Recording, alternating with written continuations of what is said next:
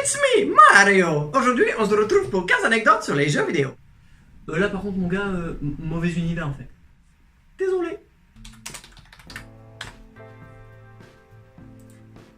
Ah, bah voilà! Je savais bien que la kryptonite elle t'apparut pour la première fois à la radio et non pas dans les comics.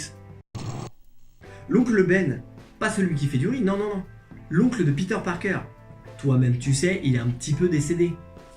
Mais qu'en est-il de ses parents? Eh ben, on n'en sait rien. Enfin, si, on sait seulement que c'était des agents du SHIELD, l'agence gouvernementale dirigée par Nick Fury. Et la deuxième info qu'on sait, enfin, qui reste à confirmer, c'est qu'apparemment, ils auraient fait partie d'une mission de sauvetage pour Wolverine.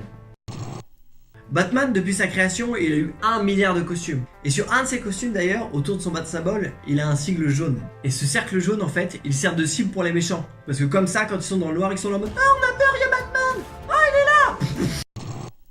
Stan Lee, bon, ça fait un petit peu 3 fois que je t'en parle, tu commences à connaître le mec, quoi. Et ben ce gars-là, quand il a créé Iron Man, c'était un défi pour lui. Il voulait absolument créer un personnage détestable que tout le monde allait adorer.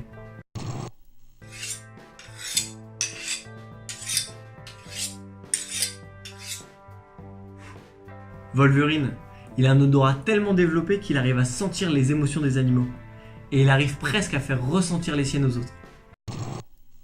Charles Xavier, le chef des X-Men là, le petit chauve qui a des pouvoirs, et ben il a un frère, il s'appelle Kane Marco. Et il est plus connu sous le nom du Fléau. Et lui, c'est pas un mutant.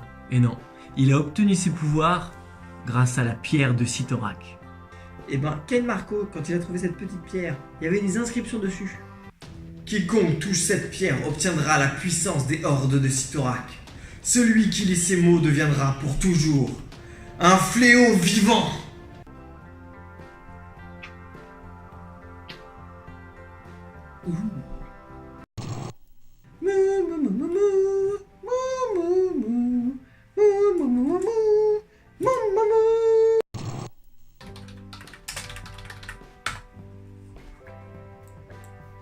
Ah bah je comprends mieux. Au début Superman il savait pas voler, il sautait de building en building. Sauf que l'équipe d'animation ils en ont eu un petit peu plein le cul quoi. Et par souci d'argent ils se sont dit bah écoute les gars, si on le fait voler, on sera tranquille, ça va nous coûter moins cher et ça va être nettement plus simple à animer. Ils ont tous dit ah vraiment Maurice c'est pas bête hein, c'est une bonne idée ça hein. Ah oui. D'après les dossiers de la Nova Corp, Star-Lord, le petit mec dans les Gardiens de la Galaxie là, Chris Pratt, beau gosse celui-là, hein, et ben il a tué plus de 3500 personnes. Spider-Man, quand il a été créé, Superman c'était déjà une légende quoi. Le mec il était connu de tout le monde. Et du coup, pour pas qu'il y ait de confusion dans les noms, Spider-Man, et ben ça s'écrit avec un trait d'union. Comme ça, tu pourras plus faire l'erreur. Jamais. Et tant qu'on parle de Spider-Man, j'ai une autre anecdote sur lui. Eddie Brock, quand il s'est fait infecter par le symbiote, il est devenu Venom. Mais avant d'être Venom, le symbiote, il était collé à Peter Parker. Et c'est pour ça que maintenant, quand Spider-Man il combat Venom, son sens d'araignée, il s'allume pas. Rien du tout.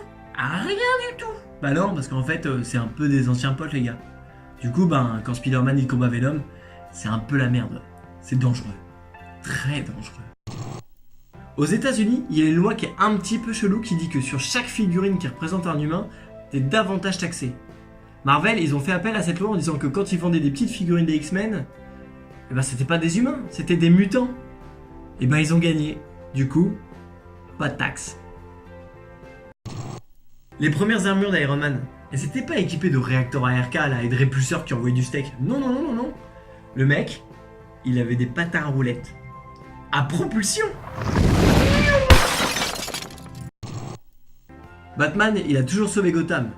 Bon, le mec, il gère un petit peu le dos, quoi. Et il s'est dit, si seulement il y avait un mec qui était comme moi dans chaque pays, bah ça défoncerait grave, quoi.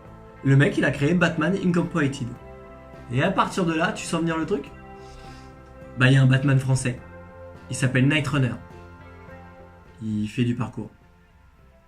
Ouais. Bon, c'est un Batman français, quoi. C'est pas... Dans le Marvel Cinematic Universe, c'est Mark Ruffalo qui double Hulk.